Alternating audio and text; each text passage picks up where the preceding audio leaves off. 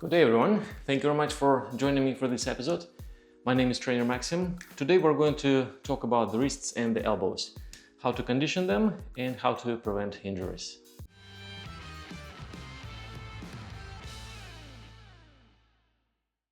Before we dive into the exercises for the wrists and the elbows and all the numerous drills which are present out there, let's just figure out why in general we hurt the wrist. Typically, it happens because we compromise the mechanics of the wrists. What I mean by this, we have three levers: upper arm, lower arm, and the wrists. So your upper arm, your arm in general, can be moved at the shoulder joint, at the elbow joint, and the wrist joint. So we have 3 points. Whenever you generate the efforts by the shoulders, that effort must be transferred to the object you're generating these efforts onto, through the forearm and through the wrists. Now you have 2 opportunities to lose the efficiency of the upper arm pull. The first opportunity, when your elbow is not locked. When the elbow is not locked, you create the deviation from this lever, so the lever is positioned like this.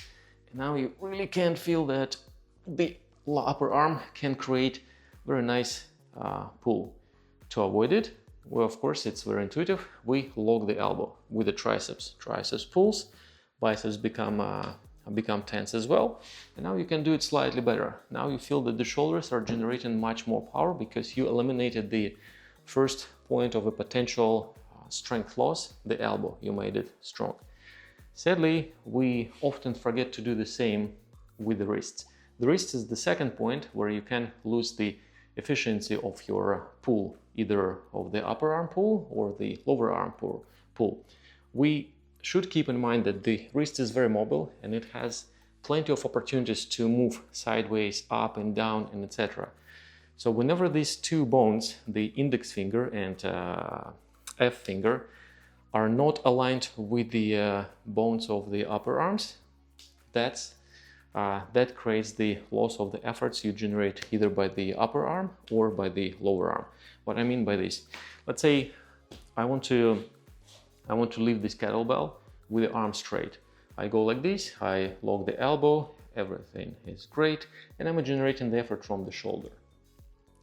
Now I actually don't feel that my shoulder is working nicely because I feel some strange sensation here in the wrist. The wrist is being pulled, the wrist is not efficient, the wrist is placed in the angle which diminishes my effort from the shoulder. So now I have a strong desire to lean back to create the counterbalance for this weight, but that's not lifting with the shoulder. And simply it happens because I actually did not realize that my wrist was not in the right position. And that's what it often takes, the body awareness.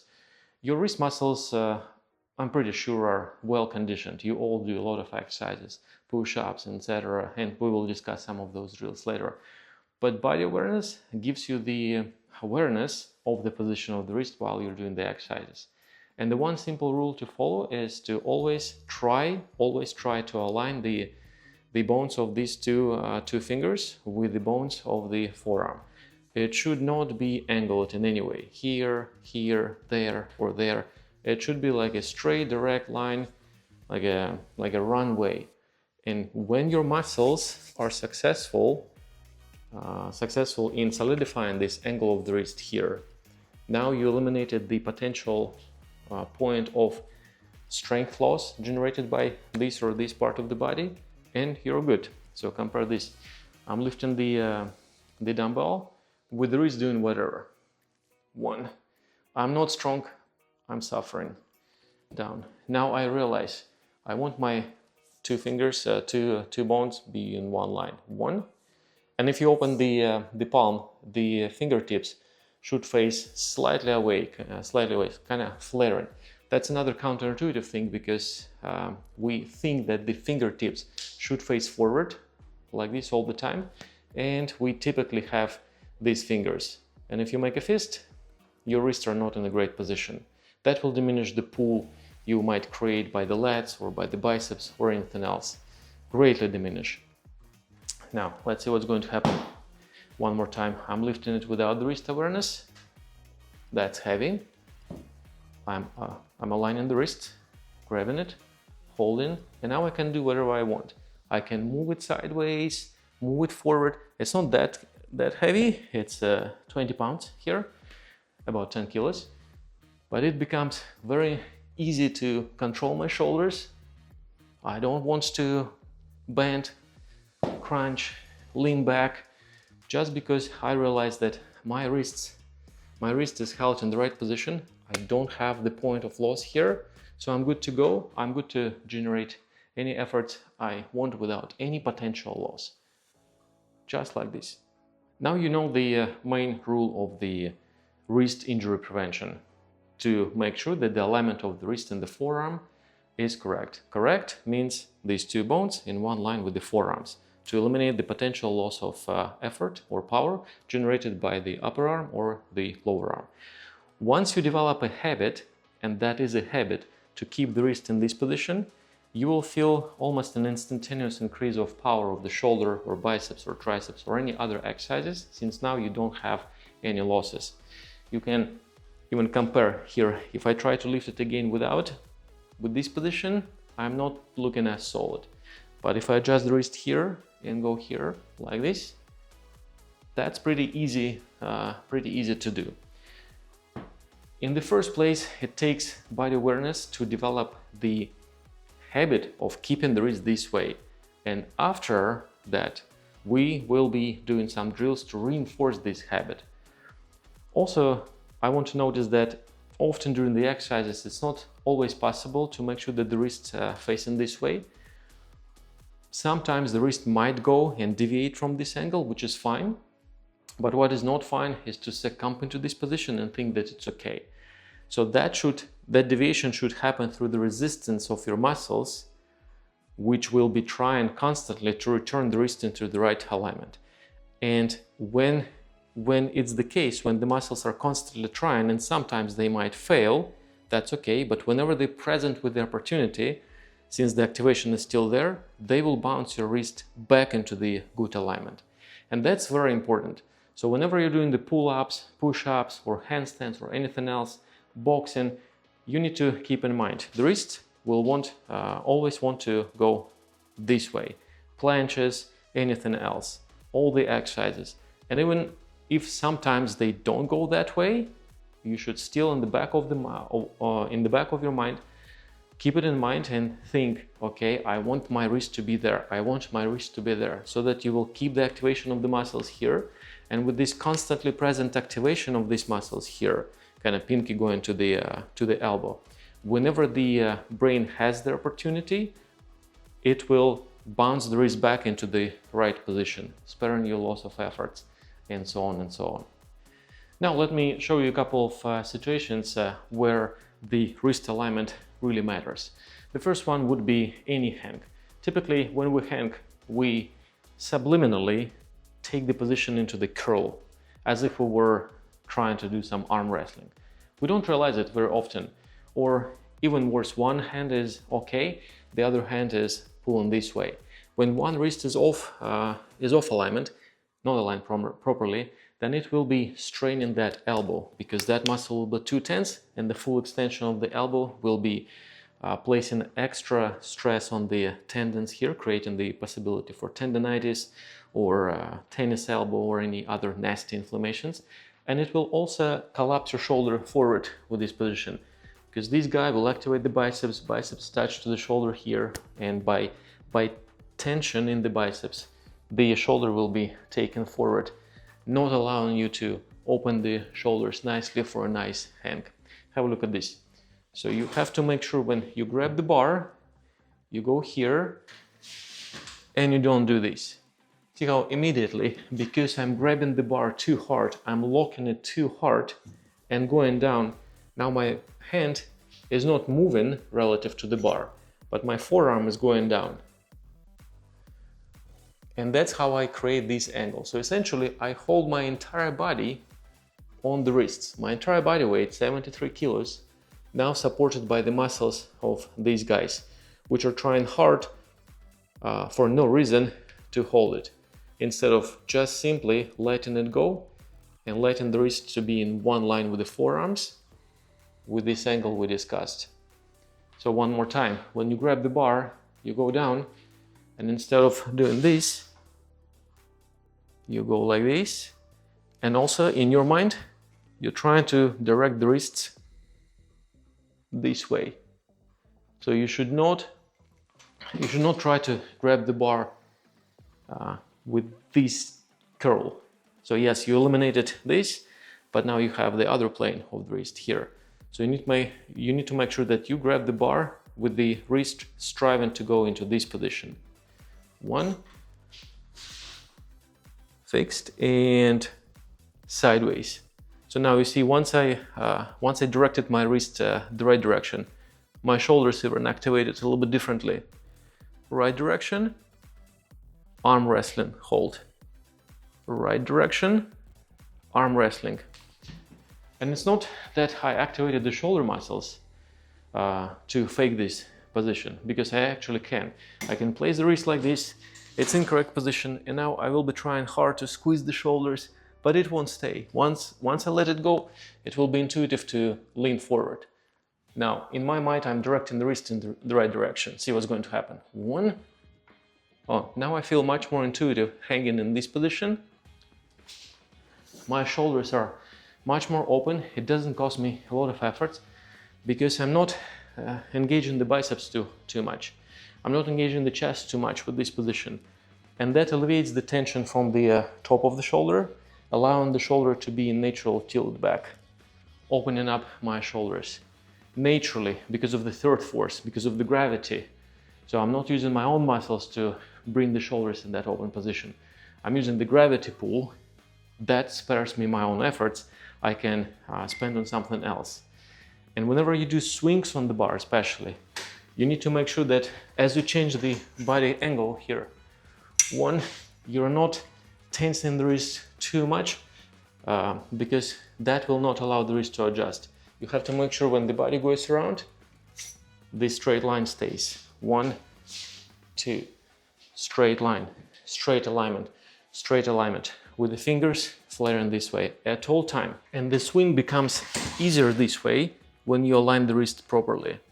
So very light swing, I cannot show you full one, but now you can see how my shoulders are staying open if I generate a very light swing versus if I direct my wrist into the wrong direction, like this. I will be leaning back during the swing, and I will have to take some extra precaution to make sure that my shoulders are staying open, using my own muscles, over-engaging the core, over-engaging the shoulders, and etc. Versus you just let the wrist to sit in the right position, and the mechanics of the movement, the third forces, the centrifugal force, the gravity will do everything for you in most cases. So that's how you spare your wrist from extra strains and injuries.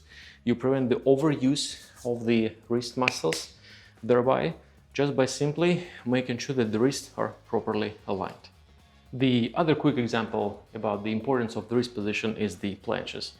Often, some guys are trying to do planches, not realizing that the wrists are actually not providing very solid angle. So what it means, when they go into this position, they just grab the bar, they don't think about the wrist. Yes, they're aware of the elbows, they're aware of the shoulders and all the proper things in place, and they're trying to take planche, they lean forward, but unfortunately as they lean forward, the wrist stays in this position. So now the shoulder cannot effectively generate a lot of effort and transfer it. I mean, the shoulder can generate a lot of effort, but it cannot successfully transfer it onto the bar due to the inefficiency at the wrists. Because the wrist is not staying in this position, you're not transferring the force this way, but you're losing this force. The force is lost into the wrists, overloading the wrists. So you can compare these two situations. I don't care about the wrist, and I will try to tilt into the planche here.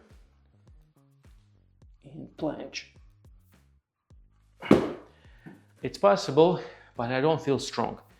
I feel that I have the extra lean forward, extra efforts here, because again, I don't feel any support from the wrists. Versus when I lean into the planche, I'm trying to make sure that the wrists are constantly striving to go into that position. here, and in one line, and see what's going to happen. So similarly, I'm doing nothing, but in my mind, all attention is given to do this to the wrist, kinda. Even if it's not looking like this, and might not, but I will be taking these efforts, thereby engaging the muscles here, thereby making sure that I have much better transfer of the power from the shoulders onto the bar, and see what's going to happen. So I go here, and right now I'm engaging my wrist, and wrist. Well, now it becomes no big deal. I'm not suffering, it's easy to hold, it doesn't feel like a lot of effort's coming from the shoulders. I'm just essentially creating the balanced position.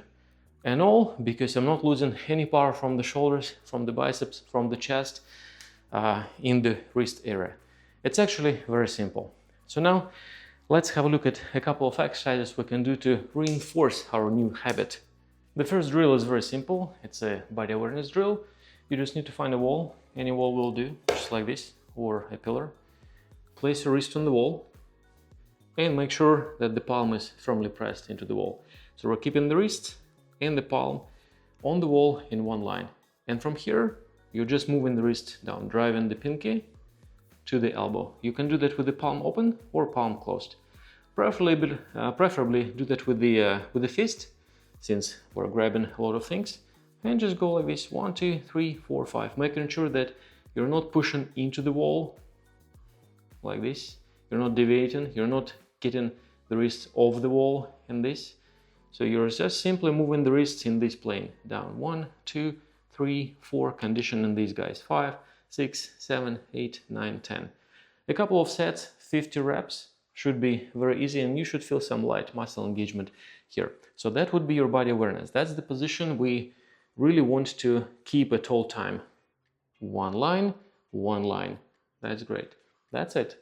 After the first body awareness exercises, we can do the strength exercise to condition your brain to use the forearms muscles in a slightly different way, because your forearms muscles are not weak.